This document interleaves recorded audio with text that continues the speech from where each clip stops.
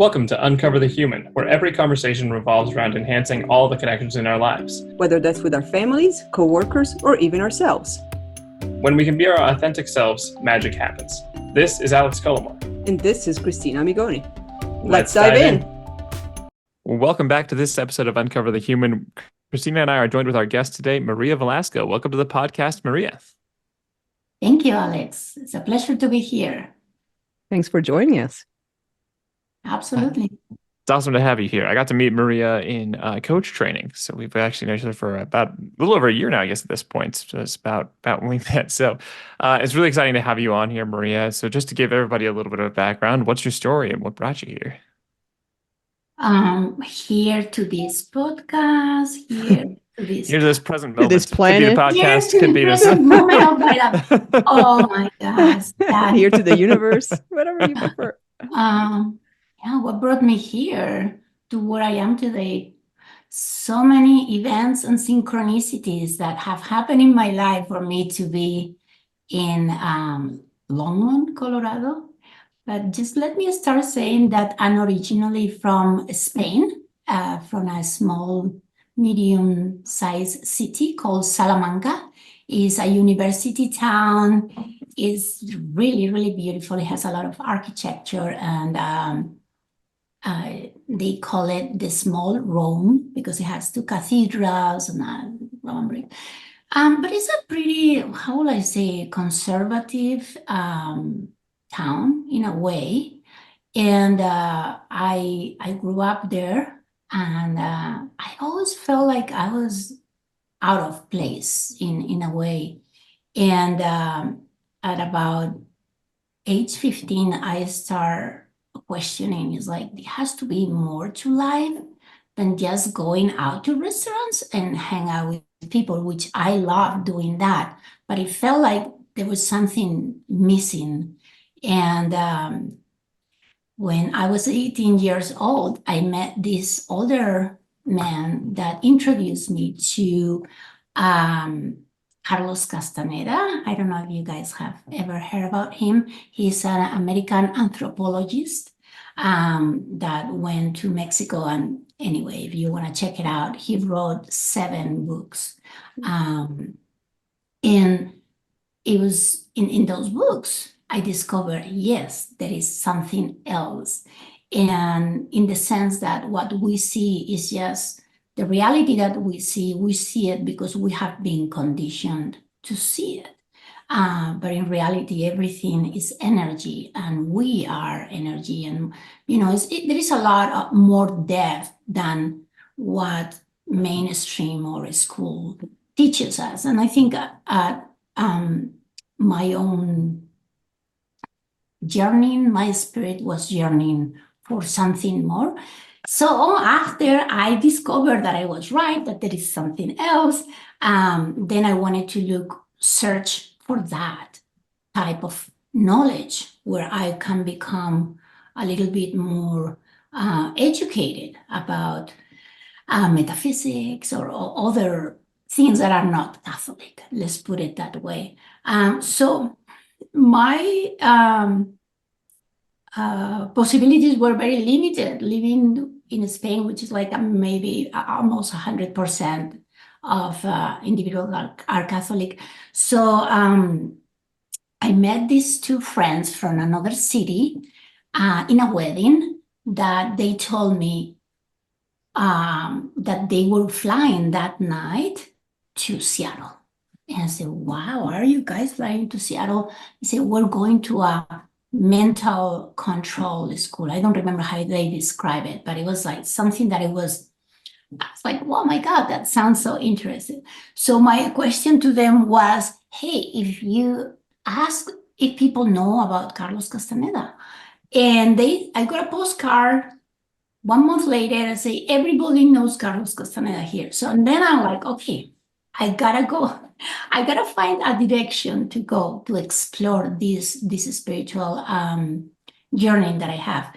And that's how I visited Seattle, and I attended the place that they were attending, and I recognized that was part of my path.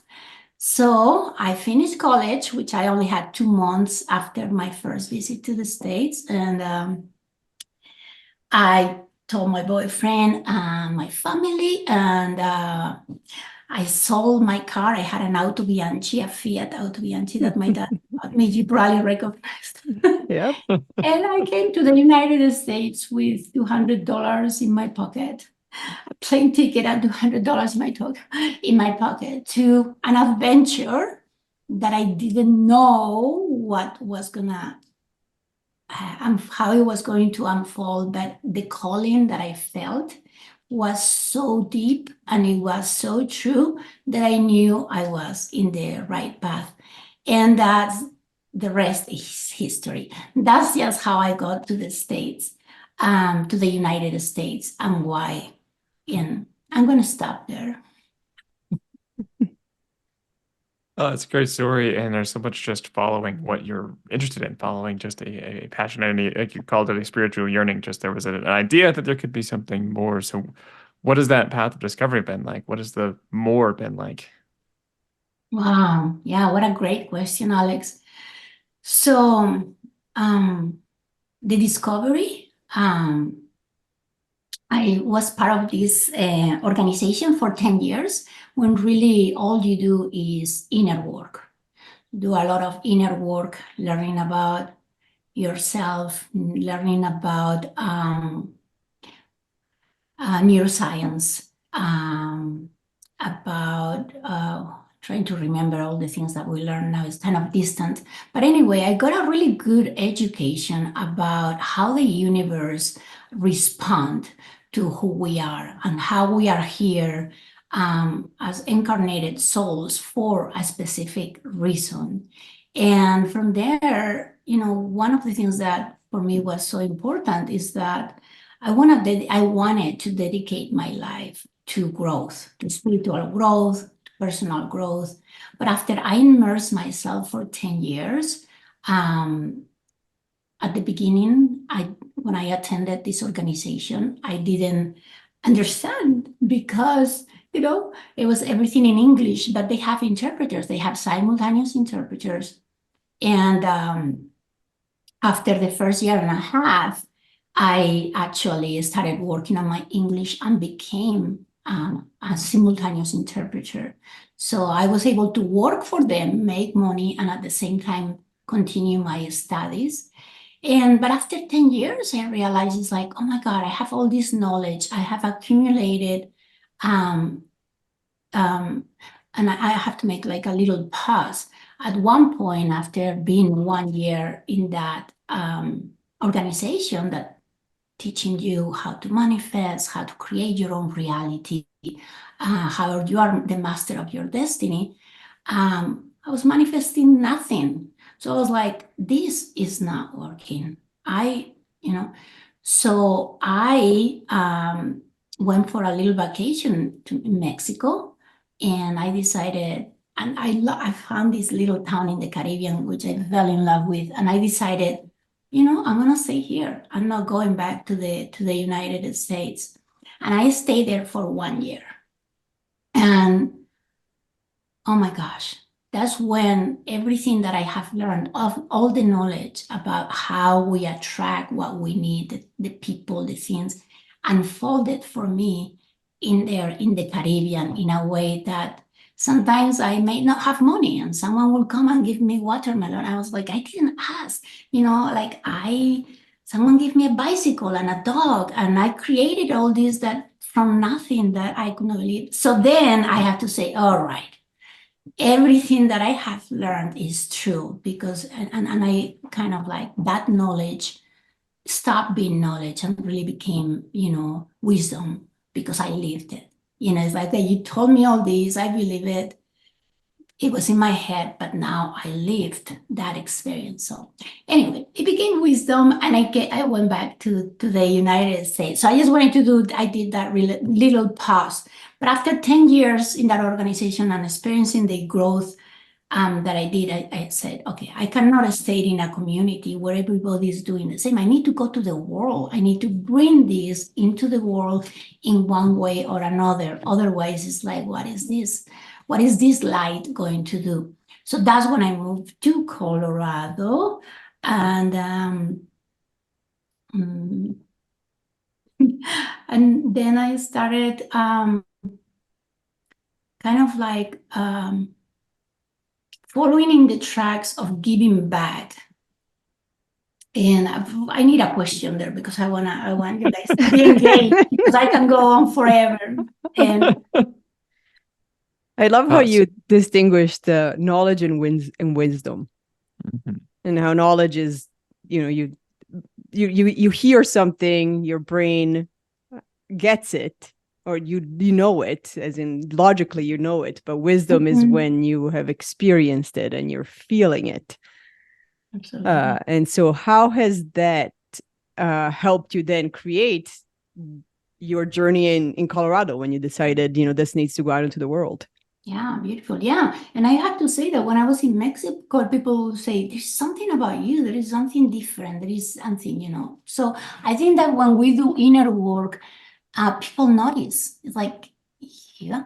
But when I came to Colorado, and this again, following a hint, I was like, where can we move? I had a daughter. She was 4 years old and I was married. And it's like the realization that I was done. The work that I was doing in the hospital where I was working as the director of language and cultural services, it felt like, all right, there's no juice here anymore. My friendships, everything, it was really obvious. And I think it's very important for us to hear that whisper of the future that tell us, we are done. You gotta move on. So I listened to that, but then what direction do you take, right? There are so many possibilities. Could be Miami, could be like anything. I had this really good friend that I met in Mexico during my year there. She's from Switzerland and she's a gypsy, honestly. She has always been under the grid in barter things and lives in a way that is like, how do you do that? It's just amazing. And she lived in Boulder. And I have visited her in at one point where I was living in Washington, and I was like, that's what it is, Boulder. It's spiritual, there is a community, and Indra is my friend is there. So that's how I like selected this place. And it's about how can you listen for the direction that you're being told, and how do you have the courage to follow that, to leave everything behind, to restart all over again. And I started working for an amazing, I moved to Colorado without a job or anything. I have done an interview with this company, this nonprofit that help immigrants acquire the skills to be successful. And after the hospital, I didn't say this, but I was working in a hospital for 4 years, and I was helping individuals that didn't speak English to have their appointments in the emergency room in different areas. And I was getting paid a lot of money. And I had this incredible guilt that they were charging these individuals $1,000 to go to the emergency room because most of them, they didn't have what they call a home, like a doctor. And then I was making all that money. So at that point, something in my life was like, I don't know. And someone gave me this book called The Soul of Money. And The Soul of Money opened my eyes to other perspectives, which is about nonprofit organizations, which I didn't know anything about. And I was determined to enter into a world that is more about giving, is more about, a path with a heart. And I got this job in this amazing organization called Intercambio Uniting Communities. And oh my God, because I have been an immigrant myself, because I have difficulties with the language, with the culture and all that. For me, it felt that I was giving back, that it was like, it was a very fulfilling job to the point that I stayed there for 7 years, which I have never done in my life because I get tired of everything pretty fast. We know nothing about that. Getting tired of things pretty We fast. definitely relate. Yes. Like we about broke our ankles pivoting the first couple of years. Yes. Awesome. So yeah, in that organization, I realized that inclusion is a tough call, even for an organization like that it was multicultural. And you know, as a person from Spain, we're fiery. Our communication style can be what people feel as confrontational. And yeah, and even our conflict style, so it's like there was something that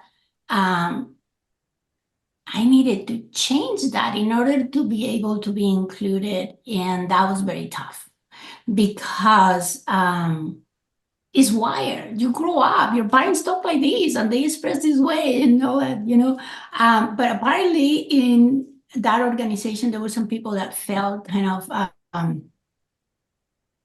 threatened or intimidated or something like that by a style, by a passion, and I had another friend from Spain that was experiencing the same thing in her job. She was working for government for the WIC program, and it's like, can you tone it down? Can you tone it down? So it's like this intensity and this passion, I realized how uncomfortable people will get, and to the point that I was asked that, I had to change. And the pain that I experienced in my soul to having to leave a part of me behind, that was one. And the second, the fear every day going into work to like, what if this part of me comes up and I get fired, And so then is when I started recognizing how difficult this concept of inclusion is, who includes what and why. And I think that was an experience that really opened my eyes about this topic. Huh. Hmm. That's fascinating. I'm sure, Christina, you can't relate to any of that going from No. being Italian to coming over being American. It's interesting though, because I actually did not change my communication style. I just expect people to adapt to how I communicate. And if they don't like it, well, they can communicate with somebody else. I have gotten better on the conflict part, but the communication one is like, you know what? I don't beat around the bush. This is what it is. Deal with it. Let's move on. Yeah, but I do find you have a very New York style too. Yeah, it's a company. I don't know. It's probably the combination of a New York mother and an Italian father, and growing up in Italy. It's like there's no getting out around the direction. This is not getting suppressed. Or There's if no it rewiring. does, yeah, if it does, it's like trying to like contain a Mhm. bomb that has already been detonated. So the damage is gonna be way worse than if you just let it go. Absolutely. But I find it heartbreaking and fascinating when you talked about how this experience made you realize the importance of inclusion and how difficult inclusion is. Because as you were talking about your realization, or even when you were asked really to exclude who you were as a person in order to be included in the group. Mm-hmm. Yeah, so it's something that it happens to many individuals, and it's a truly painful experience when you have to leave a part of yourself outside of the door. And I mean, what I try to explain to them is that why would I have to change? It's like, why can you not include me, right? And it was just little things like, for example, I'm a very curious person. So during the staff meeting, someone will say something and I will follow up with a question. I was like, oh, wow. And it was taking like like threatening, like I was trying to trip that person. Like the interpretations were like crazy. And I was like, I don't like just reporting. Like imagine getting a group of people together and they just report and there is no exchange. Oh yeah, I went to a conference and I learned this and that. And then there's no follow-up question. It's like, oh wow, who did you meet? Oh, what was your favorite thing? But so they say like, oh, Maria takes too long in the meetings. She make us waste too much time because I will ask questions on that. So the determination is like you have to ask questions after the meeting. So little things like that is like, well, if you cannot create a space that includes others, and they will give us 2 minutes to report. And the people that were from Latin America and myself, it's like 2 minutes. Are you out of your mind? 2 minutes is like because our orientation to time. I get nervous only to say that I have 2 minutes. But anyway, I did a lot of incredible work. I want to say but we did a lot of incredible work in that organization, identifying what were the needs of people from different cultures. And like we recognize that there were some people that will come to work and don't say hi. They will like come, go work. And for us, the Latinas and I from Spain, that was painful. I was like, oh my God.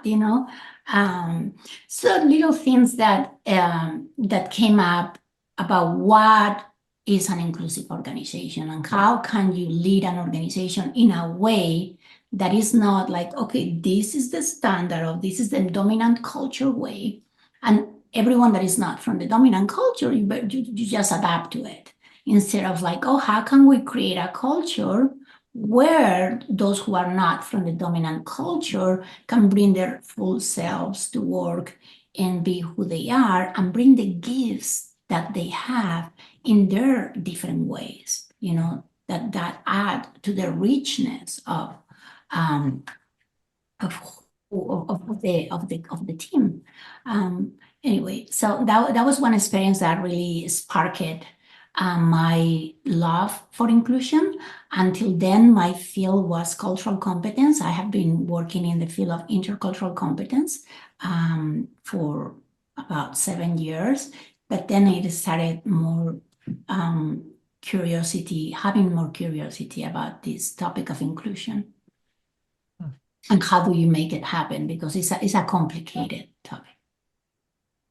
Yeah, you've introduced some incredible aspects of it already. I like how you talked about just being curious and having a different communication style is a version of needing to be included in it, and can be something that other people might react to. As they take their interpretations, they're taking it as confrontation. Their interpretations are taking this as something that's more challenging than it's meant to be. It's meant to be an actual inner exchange in the middle of a meeting, which we've been in part of so many meetings, is that where people just show up, say what they did, nobody's paying attention, and it just goes around the table, and then everybody's dismissed, thinking they've had a necessary and important meeting for the day. And it's wild how common that is. But I really appreciate you defining things like inclusion and what it really means to have that understanding of it being things like cultural communication styles or personal communication styles that can be entirely different.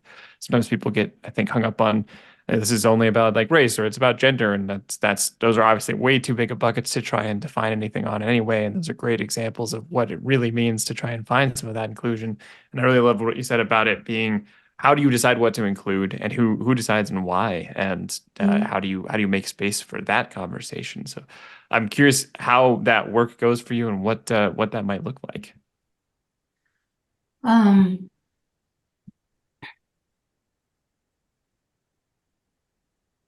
So it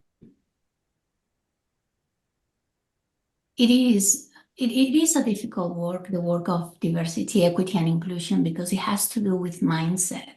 It has to do with if you try to explain to a person something, but they view it but they don't have the capacity to view it in a more expanded way, it's just going to be a conversation that doesn't go anywhere. So my work with inclusion is more about how do we help individuals develop their mindset so they can see what they don't see, so they can become more inclusive leaders. For example, if you don't know that in the world there are different communication styles, direct or indirect, that people view time in different ways, that people view leadership or power in different ways, you are going to go with the assumption there is one way to see time, power. So when someone, so different, like, what are you doing? You're wrong, you know? So first is education about, there are all these different communication styles, but even before that, is more inner work. It's about, okay, I believe this about time. Who told me this? And where is this coming from? And how that it impacts the way I behave with others. So we say that inclusion, to develop an inclusive lens, you have to do the inner work. And doing the inner work is that knowing where your values, where your beliefs come from, who gave them to you, and then how do you project it into others? And then recognizing that. And this is a difficult part because, you know, our values were given to us by people we love and respect, like our parents. Anything that challenge, first we believe that they are right, and then anything that challenges those values is going to, you know, cause us to feel like maybe triggered or maybe judgmental towards those who are acting in a way that don't fit with our values. So for inclusion really to happen, it has to be start with inner work of the individuals in any organization. So they start expanding and widening their blinders. And then a lot of practice. You have to do a lot of practice on building the muscle of inclusion, stopping the judgment, on being able to look at what is happening from multiple perspectives. And everybody has to be in the game. If you have an organization where people are committed to this type of growth and they're open-minded enough to say, we're going to get it wrong sometimes, but we're going to, you know, keep working on it. And then you have leaders that invest on developing themselves in terms of developing that, doing the inner work, developing their mindset. Then you can have a workplace where really is more human because everyone can bring who they are to the table, and people are all accountable to when you hear something that is offensive and recognizing that it's not intentional, that there's going to be a call out and there's going to be a conversation, right? Instead of like, oops, you know. And what I find out is that there's a lot of fear, you know, there's a lot of fear about making mistakes, and there's like this contraction. And I think that having that education, having that commitment, having a vision of what everybody in that place want that organization to look like, to feel like, then you kind of start making it happen. So it's just a process, and it's a beautiful, beautiful process and beautiful unfolding. It's also very scary because it's a transformation. It's not a change. A change, you know, I'm going to go from A to B and this is going to look like this. And a transformation is like, we don't know, you know, so it's an unknown. So anyway, that's my experience working with inclusion, and I love it. I love it. I really love the delineation between change and transformation there. The idea that there's like changes, we kind of have a set goal, and transformations, we're going to be different, but yeah, we're not sure how. And I like that idea of just that we were actually just talking right before we started recording about like learning languages. And I was just reading Adam Grant's new book, and he was talking about the importance of being willing to make mistakes if you're going to learn a language, and the importance of speaking it so that you just, because it is a communication style. The more you speak it, it ingrains in all the parts of the brain that it needs to ingrain into. But that's often one of the harder ones to jump into because it feels uncomfortable and we're worried about making mistakes. And it actually kind of ties in with so much of your life story, jumping between the continents, jumping over to Seattle, getting to Mexico for a little bit, and coming back to Colorado. These sounded like transformations based on your definition, where there was an idea, there was a vision, and it wasn't about the details. It wasn't about like everything was going to be working out exactly as planned. It was just, this is where we're going to go, and you found the things that supported along the way. It wasn't about, you were able to jump into that, and that's really cool tie-in. It sounds like it would be connected to some of the ideas of discovering and creating a more inclusive mindset. Yeah, great connection there. Absolutely. I just have to say that myself, I'm just like, I'm crazy and I'm very adventurous and I'm committed to just be like one with life. So like, I don't know how to explain it, that I recognize that doing those jumps and doing those things and following a path that doesn't have a plan is not for everybody. And I will say that with the inclusion, we do have a path. We do have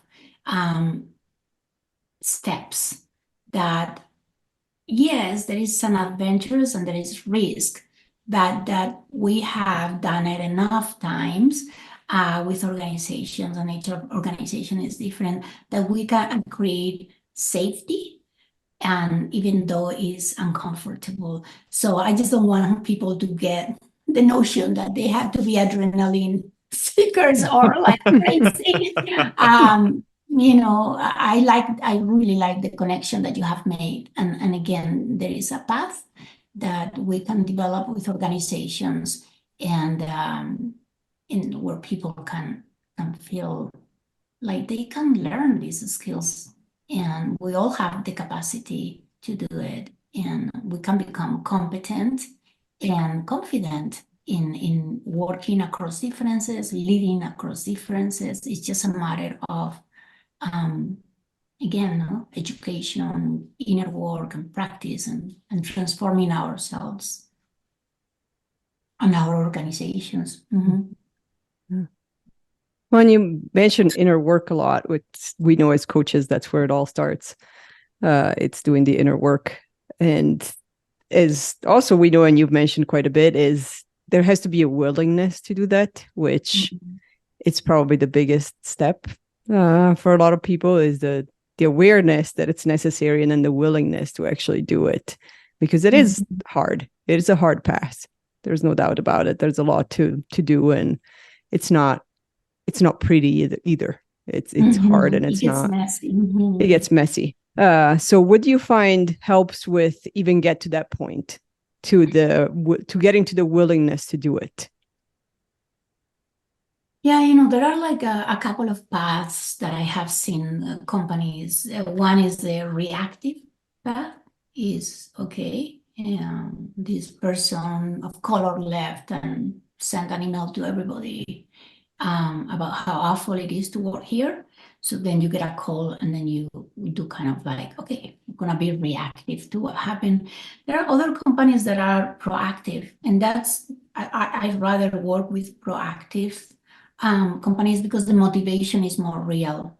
The motivation is like, gosh, we messed up. We really have to do this.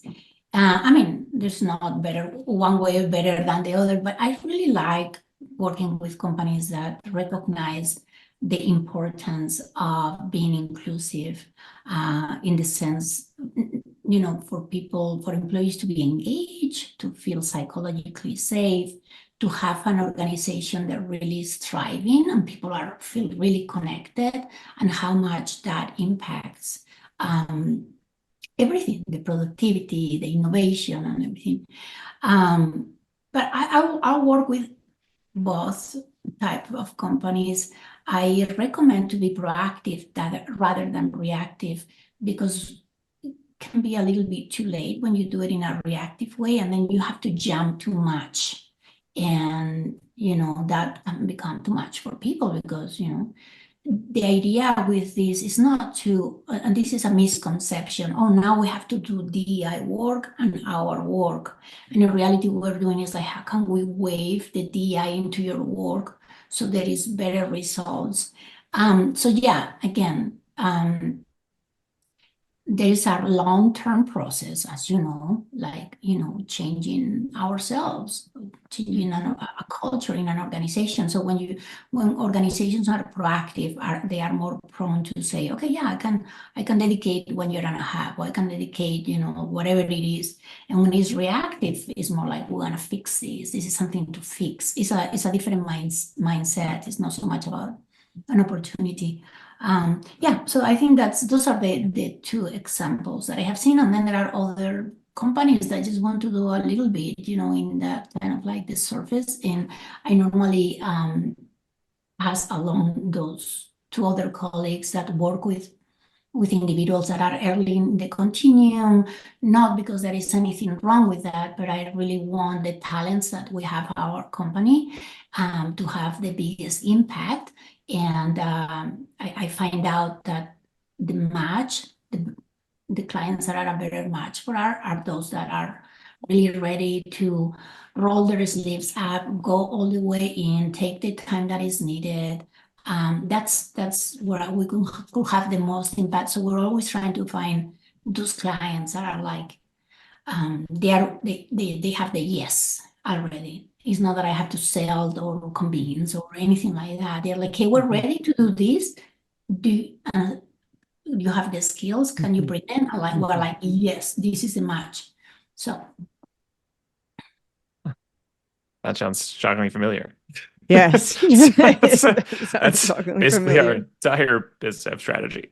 Yes. If you want to call it that. Yeah.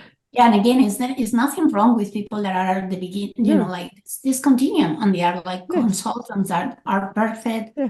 That initial part, and others are better for other parts. So yeah, no judgment towards any company. That's true. It's just where they are in the journey, and Mhm. we can resonate with, like, we do the deep work. We don't do the surface work. Exactly. Mhm. And the surface work is needed in some places, and sometimes it's the beginning before you can go too deep. Yeah. But if that's the match for sure.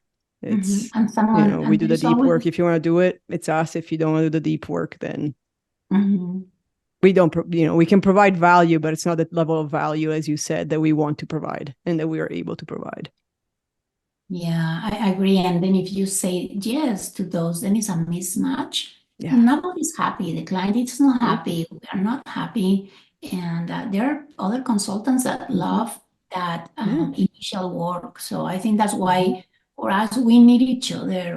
I don't see others as competition, but it's more like, like, I give you the name of this company who can help you where you are. Yeah.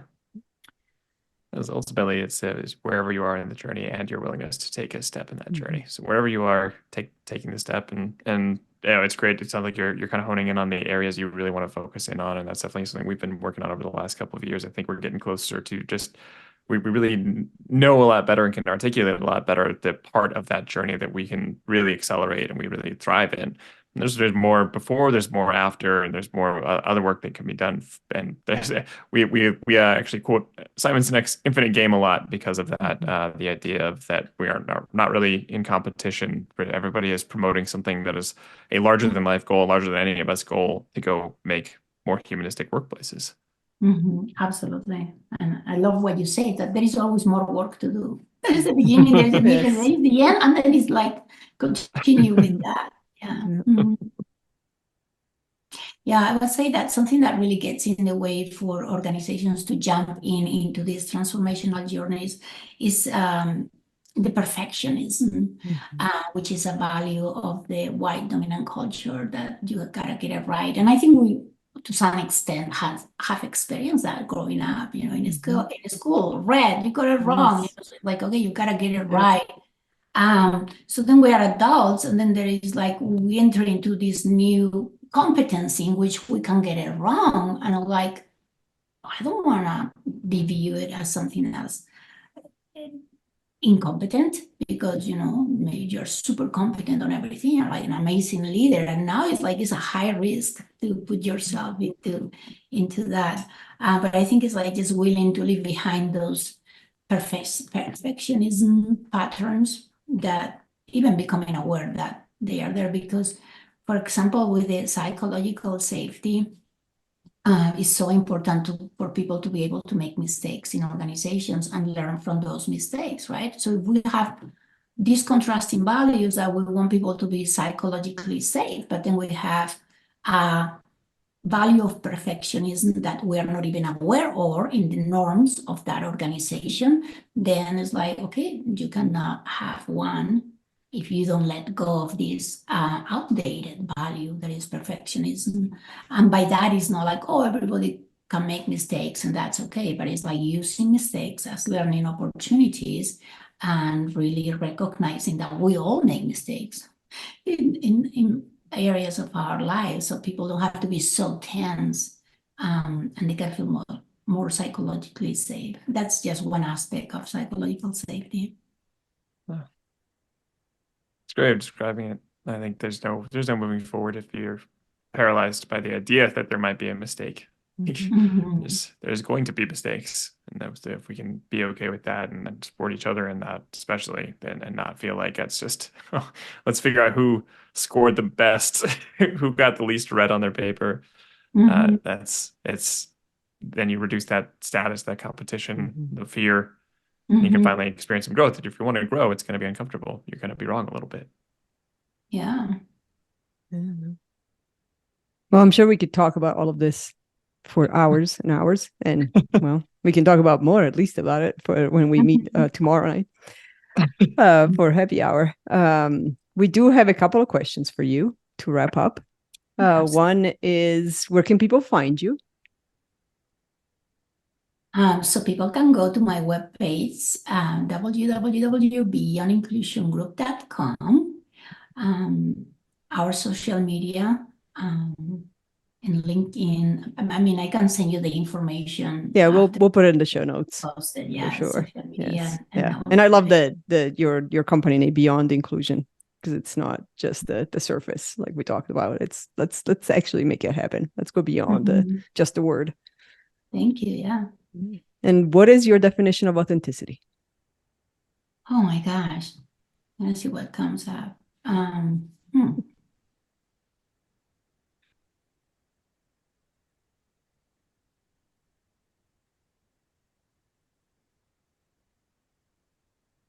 I think that my definition of authenticity has evolved throughout the years. One is to really show up fully, in the sense that, and this is something that I have a struggle, and I think that I may still struggle. But we have all amazing things like, strengths and the light that we bring, and we also have the dark. We have our trauma. We have things that are not strengths that, and I think when we show up authentically, we are willing to bring it all to the table, the dark and the light at the same time, the strengths and those things that are not our strengths, for people to see. And I think that would be one. How can we bring our whole selves? Because even for us, we hide things that we don't like. We hide it from ourselves. We're not authentic with ourselves. Like, oh no, I'm this and this, and it's, what looks good and successful, and is that. But recognizing for me that my pain and the trauma that I have experienced in my life has been the field to become this amazing person that looks for growth and development. I think if I would have had a pretty easy life, an amazing dad, and all this love, oh yeah, great, I would have stayed there. However, all that I didn't have, propelled me to find love within myself and to be in this journey to really find out who I was.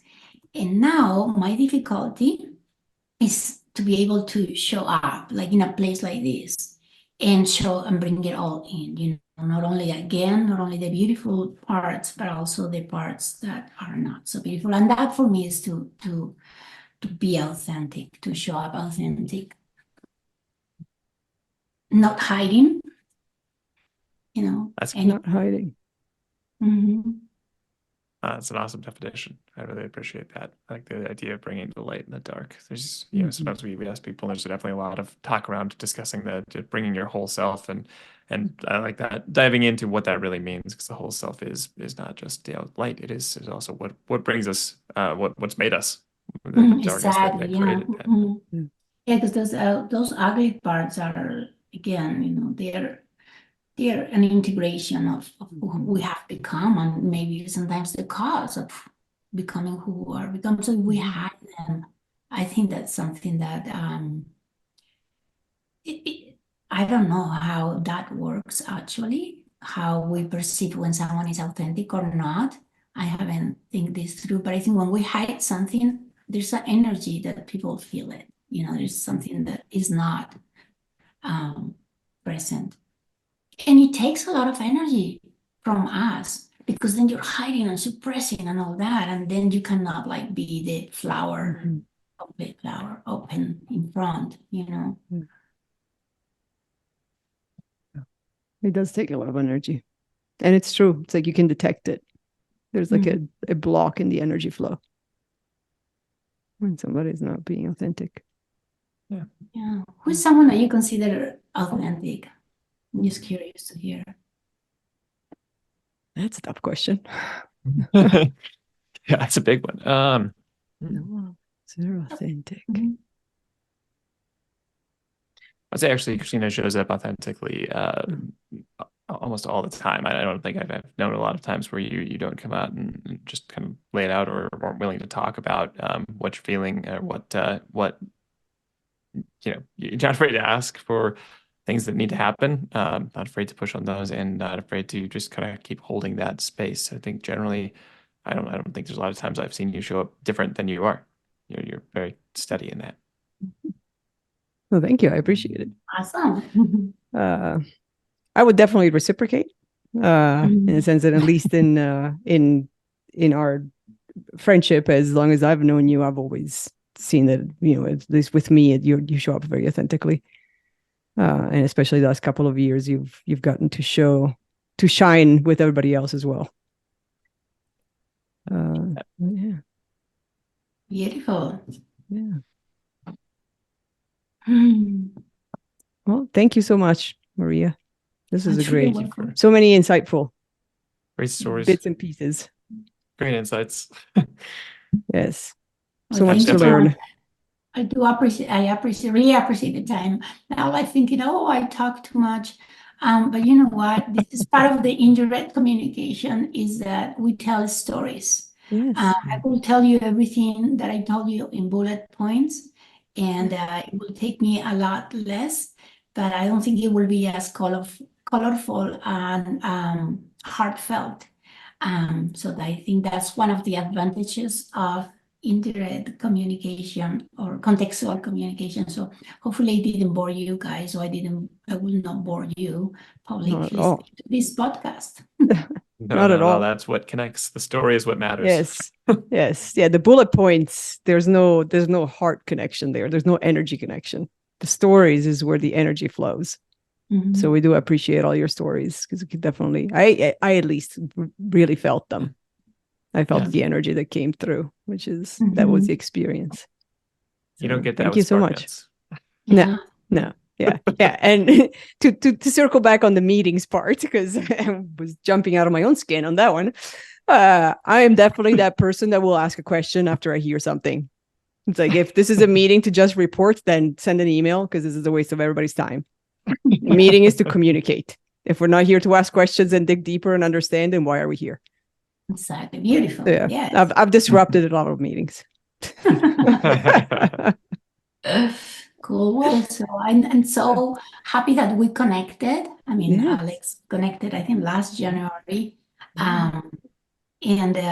And Christina, I've been wanting to meet you. I was like, Alex, when are you going to introduce me to Christina? So I was like so glad that we connected. So a couple of months ago in person, in the Bill Lab. So I'm very grateful for this time with you two, and for our connection. Yes, we are too. And for a lot more opportunities to connect. Yeah, including happy hour. Yes, including happy hour. Well, thank you. And thank you everybody for listening.